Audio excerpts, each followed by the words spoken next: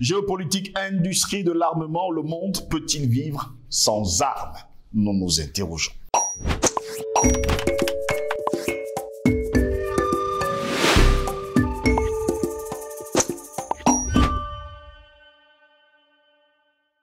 C'est dans la bonne humeur que nous démarrons cette édition de Parole panafricaniste. Mesdames, Messieurs, bon après-midi. Bienvenue à toutes et à tous à cette édition de Parole panafricaniste. Après des années sombres, les partisans du désarmement nucléaire vont peut-être entrevoir une lueur d'espoir. Ils ont enfin des raisons d'être optimistes. Le chemin vers un monde sans armes nucléaires sera long et semé d'embûches. Mais ceux qui sont censés prendre l'initiative semblent enfin prêts à le refaire. D'ailleurs, peut-on commencer à imaginer un monde sans armes? Mais commençons déjà par donner quelques chiffres. La production de quelques 140 000 armes de destruction massive semble-t-il entraîner un changement important dans le rôle que les gouvernements leur ont attribué. Elles ne sont plus considérées comme le meilleur moyen d'assurer la sécurité nationale. Dans un monde confronté à d'autres questions et défis, notamment l'explosion de la pauvreté, changement climatique, la crise économique et sociale mondiale, ainsi qu'à d'autres menaces comme la pandémie, qu'on a connu d'ailleurs, de la grippe due à un nouveau virus, la dissuasion et le concept de la destruction mutuelle ne sont plus vraiment d'actualité, car plusieurs pensent que ce monde peut vivre sans armes si on se parlait. D'ailleurs, on se rappelle dans les années 60, on disait « faisons l'amour et non la guerre ». Voilà pourquoi nous mettons sur la table cet après-midi cette question géopolitique industrie de l'armement. Le monde peut-il vivre sans armes si on arrêtait de faire la guerre et qu'on faisait l'amour? Allez savoir. Pour répondre à nos questions, nous sommes avec le président Badakani cet après-midi. Président Badakani, bon après-midi, bienvenue à vous. Merci Jocelyn Gross. Dans votre entente, vous avez rappelé que c'est dans la bonne humeur qu'on commençait l'émission. Oui. On écoutait un des géants de la musique africaine disparue, Pépé Kalé. Pépé Kalé, oui. Ampi Bakou. La belle chanson. Très belle chanson, Sophie. J'espère que j'y reste là aussi. Bon, je pense qu'il est né après. Ben, cela a quand même mis de bonne humeur. Oui. Pour nous permettre de faire l'émission. Voilà. Belle manière de le saluer. Je voudrais saluer nos téléspectateurs, nos web téléspectateurs, les abonnés qui croient à ce que nous faisons. Leur constance dans le soutien nous motive tous les jours. Nous ne cesserons de dénoncer la censure. Nous sommes très ciblés. Très ciblés. Avec le délai à la censure. Nous aimons, censure, nous t'aimons. C'est-à-dire, plus ils nous censurent, plus on est fort. Oui. La censure étant une forme de lâcheté extrême. Vous n'êtes pas en mesure de débattre, vous censurez. Donc, malgré ça, on est debout et merci une fois de plus de m'avoir rendu utile dans le cadre de notre travail. Très heureux de vous avoir présent, Badakani. À ceux qui veulent débattre avec nous, d'ailleurs, vous connaissez ma page Facebook, vous n'avez qu'à me faire signe. Tout de suite, je vous répondrai et nous ferons justement un débat. Géopolitique, industrie de l'armement, le monde peut-il vivre sans armes? Moi, je pose justement cette question cet après-midi, président Badakani. Des guerres, il y en a eu sur cette terre, dans ce monde plein de misère. On le sait également. Et aujourd'hui, nous sommes en 2023. Je pose bien cette question. On nous a dit dans les années 60, faisons l'amour et non la guerre. Est-ce que ce monde peut vivre sans armes? Bon, je crois que de manière fondamentale, il nous faut remonter un peu loin pour comprendre la permanence de la guerre. La guerre est permanente dans la vie des nations, dans la vie des peuples, dans l'histoire. Au point où votre question est assez claire. Au point où, si je renversais un peu la question, c'est la possibilité d'un monde sans guerre qui est inenvisageable. Tellement la guerre est permanente, tellement la guerre structure l'histoire. La guerre est au cœur de notre existence.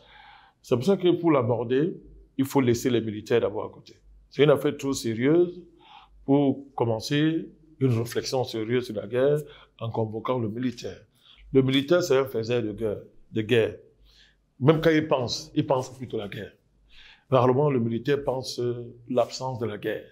Parce que l'absence de la guerre le rendrait inutile. Ça rendrait le militaire d'abord inutile. L'idée d'une vie sans guerre pour un militaire est compliquée, contrairement à ce qu'on pense. Parce que le métier, c'est le métier des armes.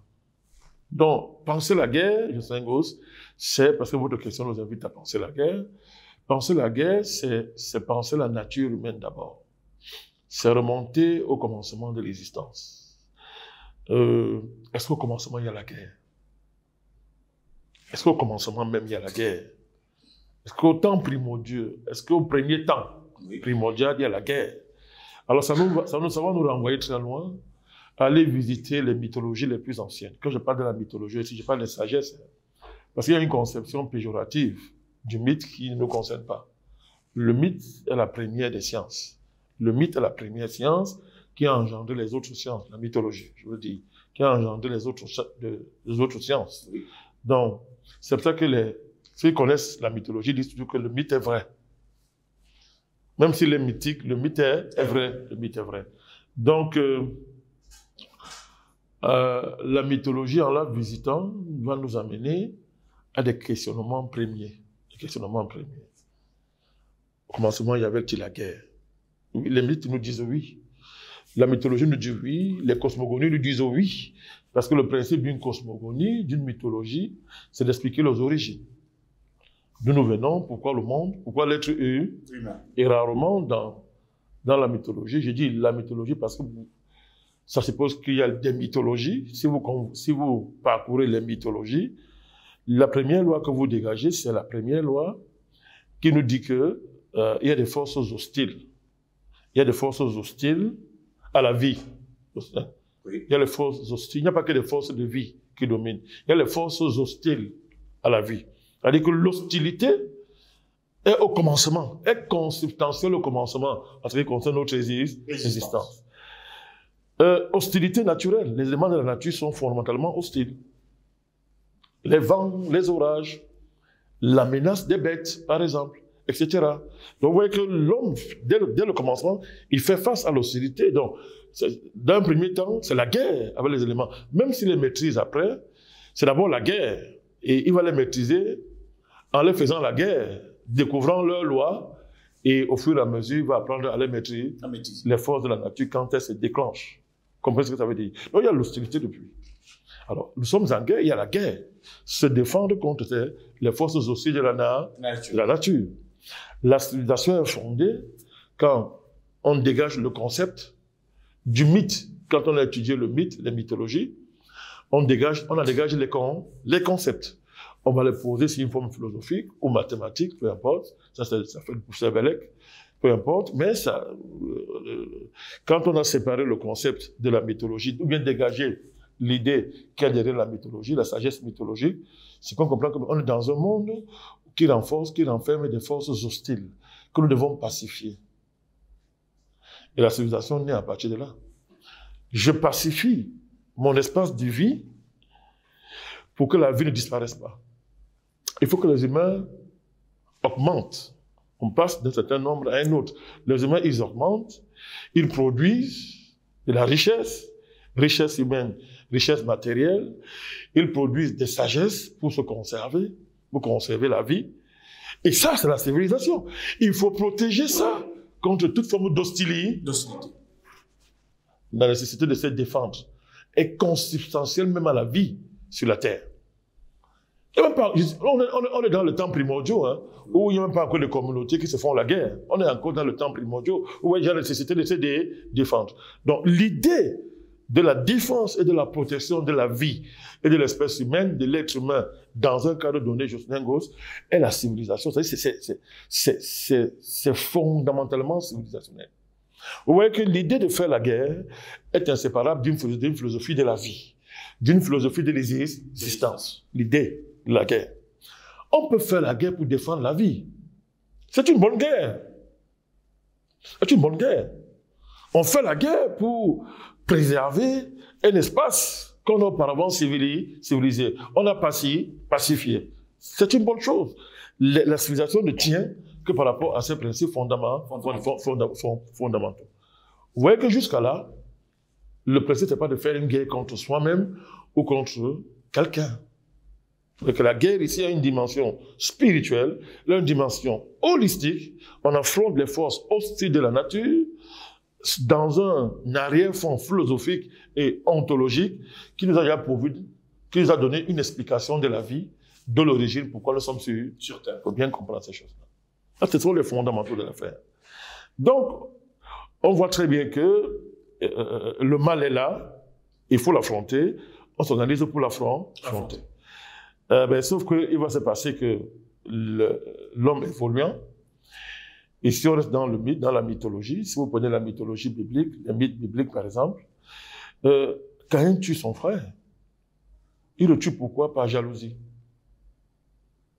Malgré que Dieu, c'est pour ceux qui sont chrétiens, malgré que Dieu vient lui dire, ne fais pas ça, fais pas ça, il désobéit à Dieu et il tue son frère.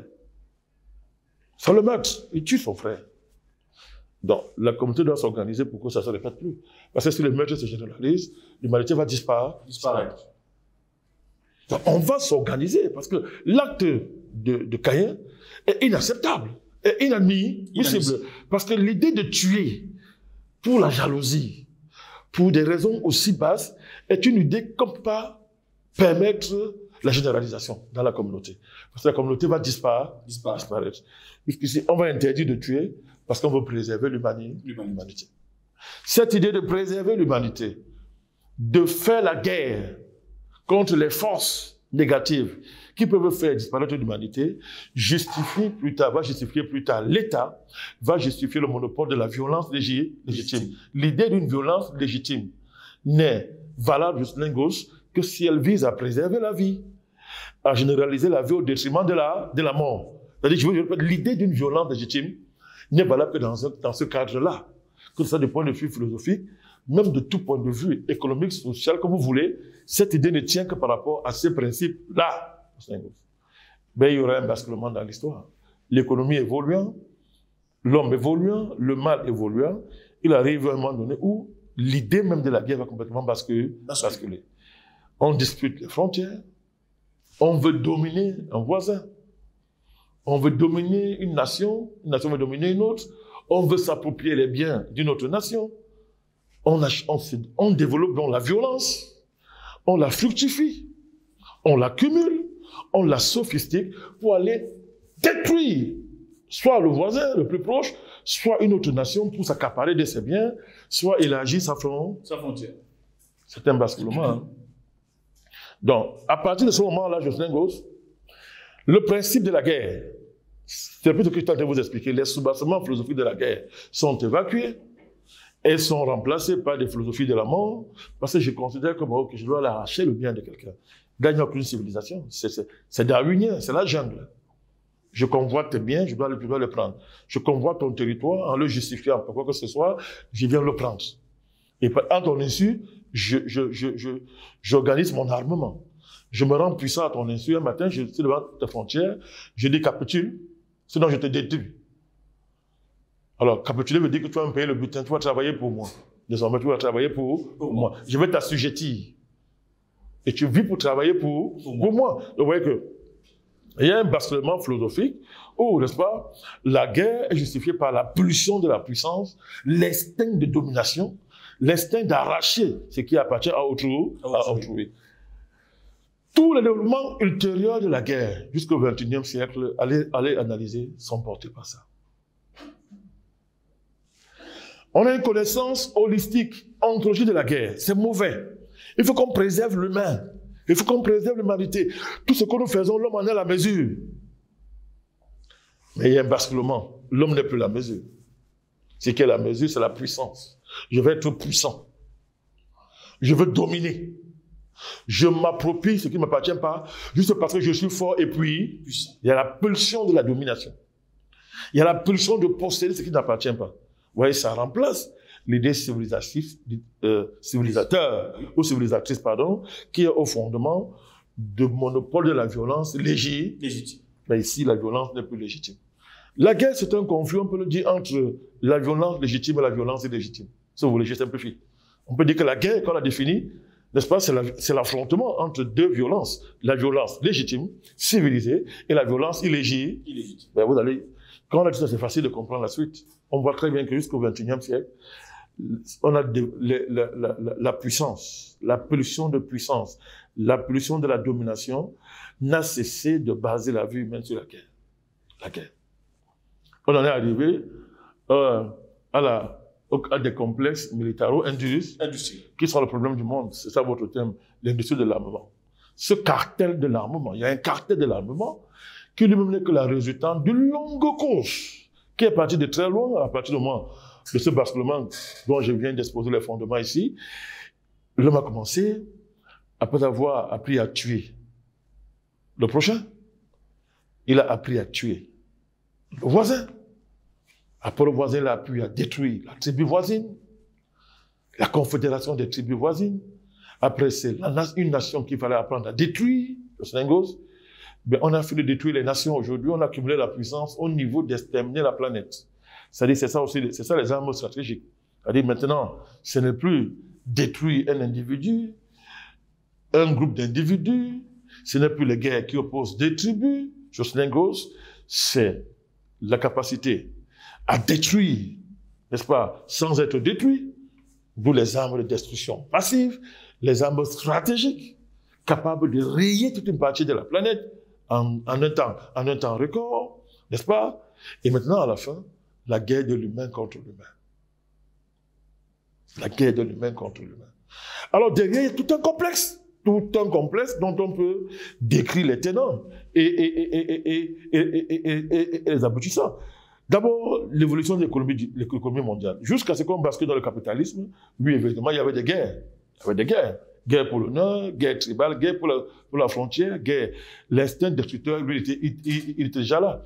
Mais avec le capitalisme, on passe à un autre niveau. L'économie se confond à la guerre. Même avant, on peut commencer à convoquer aussi les économies esclavagistes. Et on catégorise souvent les modes de production d'un côté, mode de production africain, mode de production asiatique, c'est Marx qui appelle ça comme ça, mode de production capitaliste, tout ce que vous voulez. Alors, vous faites une analogie des modes de production, vous allez comprendre les types d'économies qui existent dans l'histoire. Les économies esclavagistes, les économies tributaires, l'économie capitaliste. Avant le capitalisme, on a des économies tributaires, des économies, parlons comme ça, esclavagistes. Rome était, par exemple, une cité qui grouillait d'esclaves. C'est-à-dire que des hommes prétendument libres esclavagisent les autres, n'est-ce pas, pour s'enrichir. Et on a bien vu que Rome, n'est-ce pas, citadelle de l'esclavage, est aussi une puissance militaire. Il n'y a pas de cité esclavagiste sans le dérivé militaire. Parce que si vous voulez soumettre les gens, vous devez organiser la puissance militaire et la développer. Vous voyez que donc, là où il y a l'esclavage, il y a un militarisme qui apparaît. Les deux marchent ensemble. L'esclavage est un rapport économique, fondamentalement, avant d'être un rapport philosophique ou intellectuel. Si je suis puissant militairement, j'ai des esclaves. Plus je suis puissant militairement, plus j'ai des esclaves.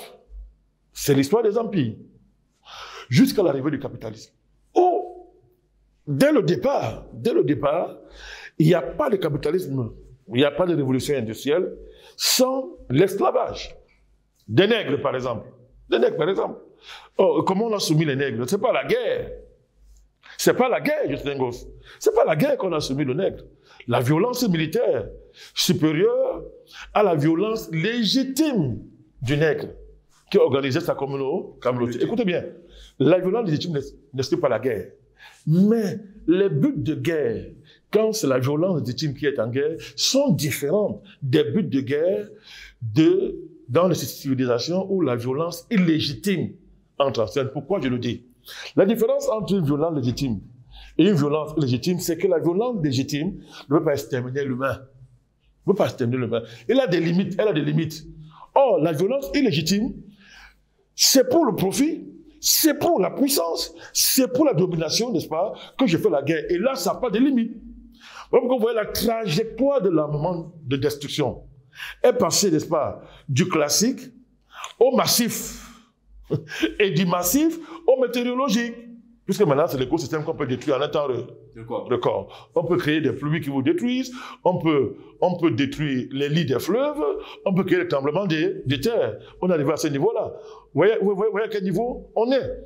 Donc, la différence est fondamentale pour comprendre la théorie de la guerre, la base de la guerre. C'est pas la même chose. La violence légitime ne peut pas être annihilatrice. C'est impossible. Sa frontière, c'est l'être humain. Par contre, la violence illégitime, elle est annihilatrice. Sa frontière, c'est pas l'être humain. Sa frontière, c'est la puissance n'a pas de limite. On y est. Qu'est-ce qui peut justifier, Jocelyn Goss, que les humains se sophistiquent tant les forces de destruction? Parce que c'est quoi l'industrie de l'armement? C'est la force de destruction massive la plus accumulée de l'histoire. C'est ça. Dans l'industrie de l'armement, qu'est-ce qu'on pense à quoi? Que font les chercheurs? Mais c'est sophistiquer les armes. À quelle fin? Éliminer, infliger à l'adversaire le plus de pertes pour le dominer. Pour le dominer. Alors, il a longtemps caché son projet civilisateur. Mais aujourd'hui, il est dehors. L'extermination des espèces humaines. La transhumanité. La post-humanité. Aujourd'hui, sous prétexte de vouloir sauver la planète, mais on voit ce qu'il y a derrière.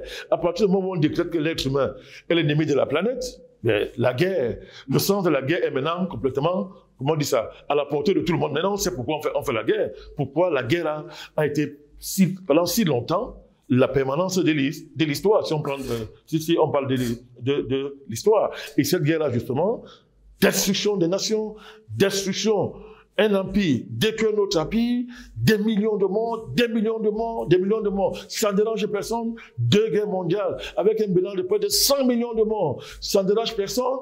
Alors on va frapper le Japon avec 2 armes nucléaires, avec les armes nucléaires, Hiroshima, Nagasaki, pour inaugurer leur nucléaire. Or, l'arme nucléaire, on savait quelle était sa portée.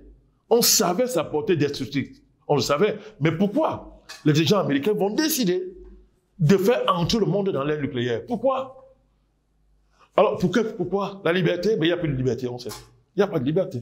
Pourquoi? On a donc plongé le monde dans un engrenage de la guerre, pour la puissance. Aujourd'hui, on est arrivé à un seuil où, comme on dit, tu entends d'abord dire, civilisation barbarie. Non, il était gentil.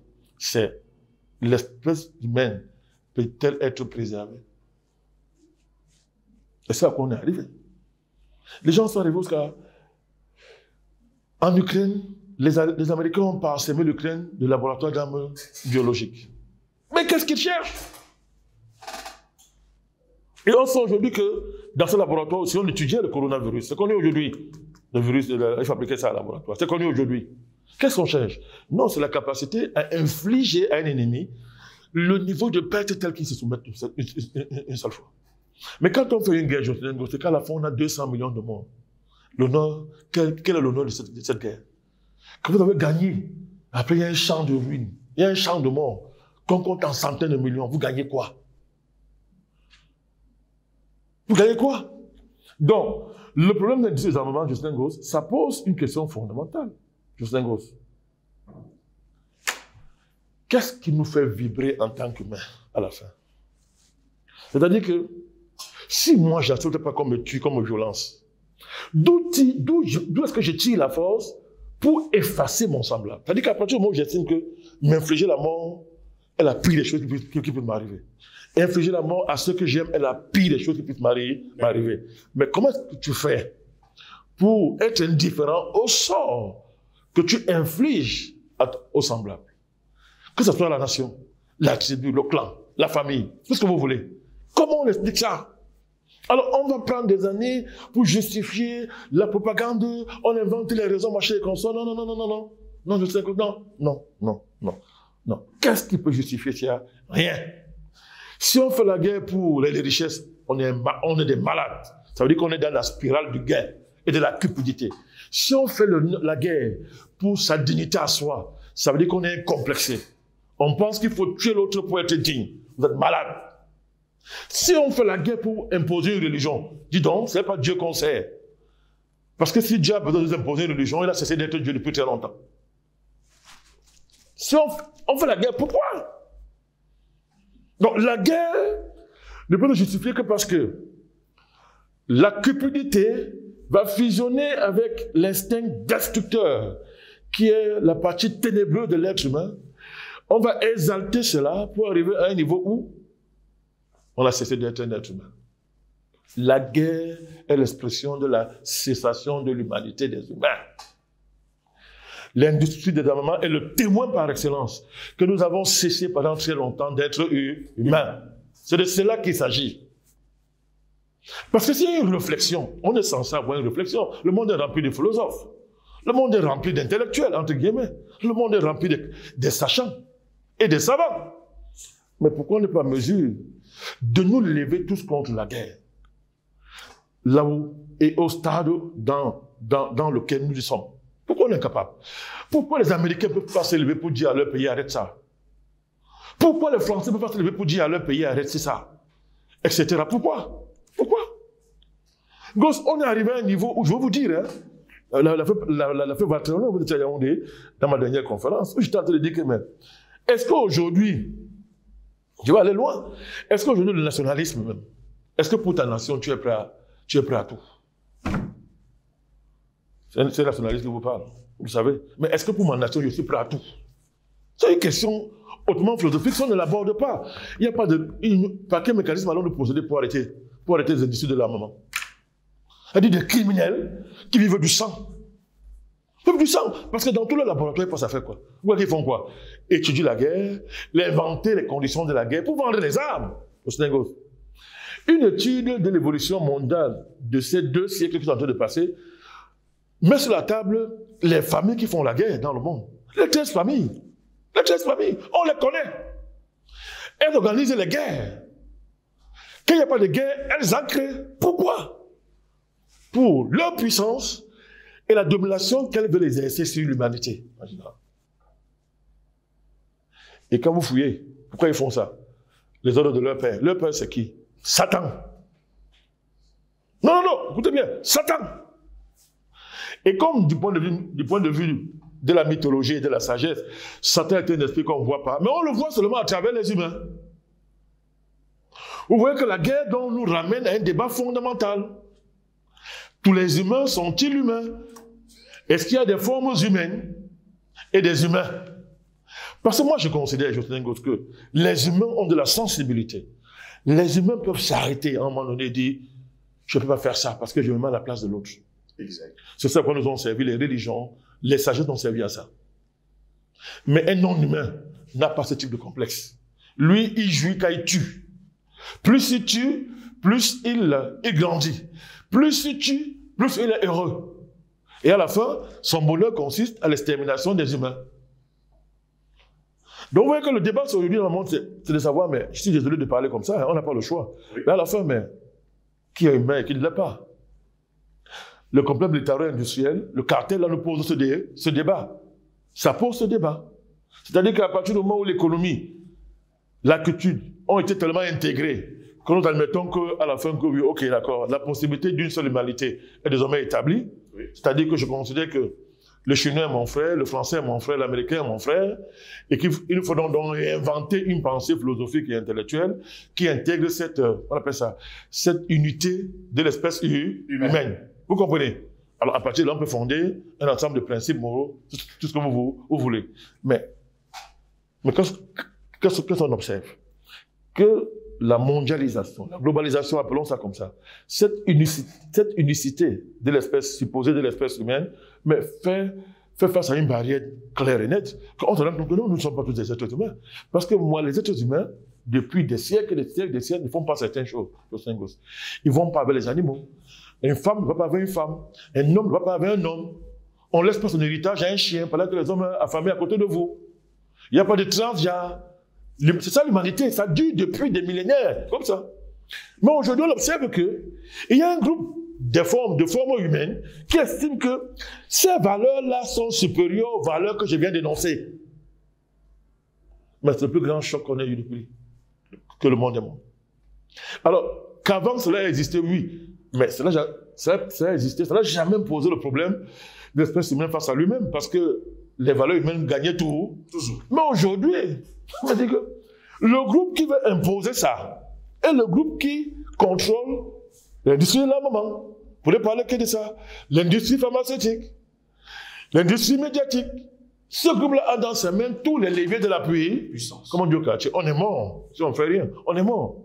Et on voit tellement les valeurs qui sont en train de promouvoir. Ils ne savent pas promouvoir l'être humain. Ils ne savent pas ce que c'est s'occuper d'un enfant. Ils ne savent pas ce que c'est que s'occuper d'autre chose qu'une marchandise. Ils ne savent que marchandiser tout. Ils marchandisent la planète. Ils marchandisent l'écosystème. Ils marchandisent tout. Et pour gagner tous les jours, ils en sont arrivés à créer le système industriel le plus élevé de l'histoire en matière d'armement. Ils préparent les guerres technologiques, c'est-à-dire les guerres avec les robots. Les armées de robots vont s'affronter. Vous voyez à quel niveau on arrive, Jocelyn Goss. Donc, le monde peut-il vivre sans les armes? Oui, mais à des conditions. À des conditions. Ça suppose une grande élévation spirituelle. Ouais, et ceux qui sont derrière les filles de la maman n'aiment pas ça. Ils n'aiment pas quand on leur parle du vrai Dieu. Ils n'aiment pas ça. Vous parlez du vrai Dieu, ils sortent les armes. Ils sortent les armes, ils tuent sur vous. Hein. Bon, vous pouvez parler des dieux religieux là, ça ne dérange pas. C'est eux qui financent ça. Mais quand vous posez la question du vrai Dieu, ils sont dérangés. Ils n'aiment pas entendre ça. Parce que la notion du vrai Dieu, Jocelyn Goss, vous interdit de faire autrui ce que vous ne voulez pas qu'on vous fasse. Ça, c'est la sagesse fondamentale. Alors, il faut d'abord tuer dans le vrai Dieu. Et l'idée du vrai Dieu, fabriquer un humain sans racine, il n'a pas de racine, de manière à justifier la guerre. Parce qu'un homme sans racine est violent, il est méchant. Et quoi de mieux pour l'industrie de la moment qu'une généralisation des hommes méchants sur eux, et la guerre va se justifier. Donc, je n'ai pas voulu insister sur l'industrie militaire en tant que telle. Qu'un pays ait une industrie militaire, c'est encore mieux qu'elle est dirigée par des civils conscients, par des militaires conscients. On sait très bien qu'on est là dans le cadre de la violence légitime. Mais, Jocelyn Goss, qu'un carteron de financiers, totalement démonisé, hein, des démons, démoniaques, décide d'avoir une puissance militaire supérieure à celle de toutes les nations. Et dans le cadre de l'imposition d'un ordre mondial hégémonique, basé sur une philosophie qui est la négation de l'espèce humaine. Ça, c'est la guerre. Ça c'est le stade suprême de la guerre. On y est là. On y est. Ça suppose que l'humanité se rassemble. Je suis en train de vous demander ça. Élévation spirituelle, rassemblement de l'humanité. Alors là, les barrières religieuses, les barrières tribales, machin et consorts, désolé de le dire, ne sont plus pertinentes. Sont plus pertinentes. Parce qu'on voit très bien la menace qui est devant nous. Oui. L'humanité doit se rassembler dans une grande élévation spirituelle. Le rassemblement de l'humanité, en dépassant les barrières biologiques, les barrières ethniques, si vous voulez, est déjà un grand élan spirituel. Donc on se rassemble là, on redécouvre les valeurs de l'humanité et on se met en position de guerre contre ces gens. Ils ne s'en sortiront pas.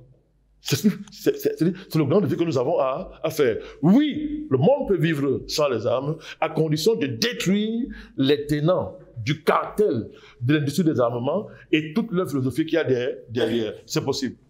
Merci, Président Badakani. Merci à vous également, mesdames, messieurs, de nous avoir suivis. Nous vous souhaitons de passer une agréable journée.